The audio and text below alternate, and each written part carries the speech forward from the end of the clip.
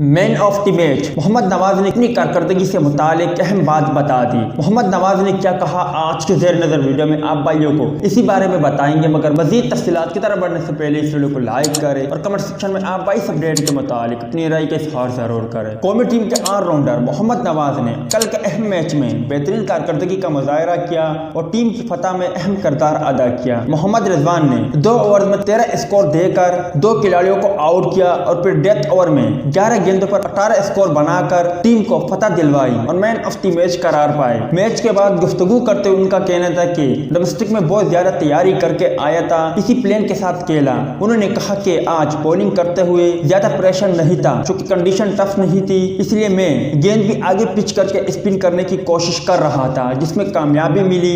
محمد رضوان نے بتایا کہ بیٹنگ میں میری کوشش تھی کہ گیم کے آخر تک کھیلوں اور ٹیم کو جتواؤں۔ یاد رہے کہ تیسرے اور آخری T20 میچ میں پاکستان کرکٹ ٹیم نے سنسنی خیز مقابلے کے بعد کامیابی حاصل کی اور ٹیسٹ سیریز کے بعد T20 سیریز بھی پاکستان کے نام رہا۔ امید ہے دوستوں کہ آج کی ویڈیو بھی آپ کو پسند آئی ہوگی۔ ملتا ہے کسی نیکسٹ ویڈیو میں، تب تک کے لیے اجازت دیجیے۔ اللہ حافظ۔